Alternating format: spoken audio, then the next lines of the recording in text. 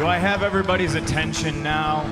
Rendering all completely irrelevant, I feel a little bit of recapping is in order. Put my mask on here. Now if you look up in the corner, it's showing about pretty low. 33 frames per second, which of course is not very playable. 33 frames per second, which of course is not very playable. 33 frames per second, which of course is not very playable.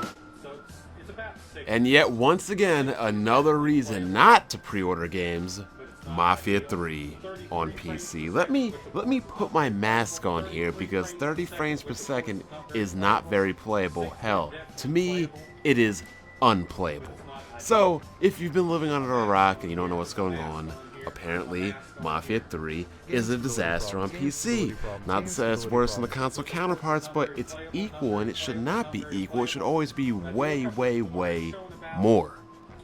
Again, 2016, people. Get this, 2016, and we have a AAA game with a big budget behind it coming out with a capped frame rate at 30 frames per second on the PC. This just goes back to what I said in one of my prior videos. 1080p 60 frames per second should be like breathing, it should be effortless, it should be like walking, it should be like thinking. Nothing should be thought about, nothing should even be in doubt when it comes to 1080p 60 frames per second. But again, games like this still come out and problems like this still persist and happen. And yet next year I'm supposed to believe that developers are magically going to make 4K 60 frames per second games uncompromised. Hell no, no I don't believe it. Am I a skeptic? Maybe. Am I a realist? Hell yeah. So, back to Mafia 3. How the hell do you release a game? Again, any game on PC, but then again, a game in 2016 that has a capped frame rate of 30 frames per second. Unacceptable, inexcusable, terrible. If you bought it on Steam, I hope you're refunding the game. And again, another reason why I will never, ever pre-order a game again. Because you don't know what these games come out with. They launch before review copies even get sent out.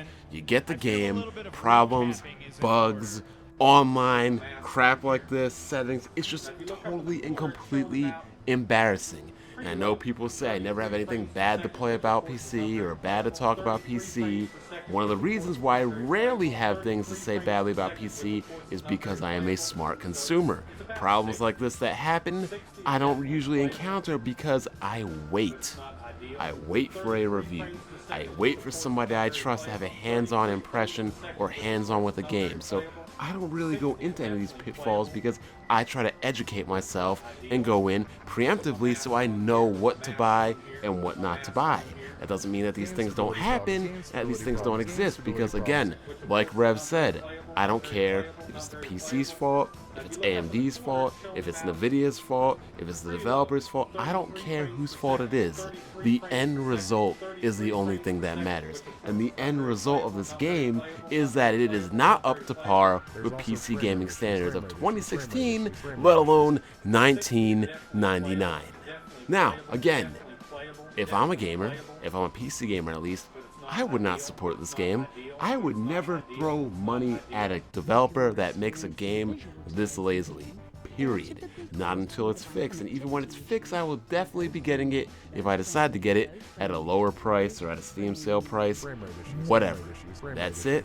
That's what's going to happen. This is just downright deplorable. And then you have people saying, oh, but they can patch it, oh, they're going to fix it, they promise to do this, they promise to do that.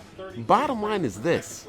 Yes, people can mod it, they can patch it, people can change config files, but whatever excuse you want to make is that this game should not need people to mod it. This game should not need people to alter a config file. This game should not need to be patched to have 60 frames per second, because the bare minimum of frames, 60 frames per second, should be a bona fide, stone cold, locked standard on PC gaming. Anything less than 60 is inexcusable, and anybody trying to damage control this, trying to defend this, trying to make excuses for this, is just downright anti-consumer.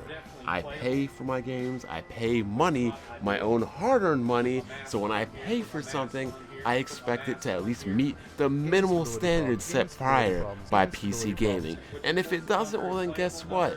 PC gamers aren't like console gamers. We're not just going to sit there and take it lying down. You go over to the Steam website, you go over to those reviews, and you see how badly and how many negative reviews are there. And you decide you want to do this?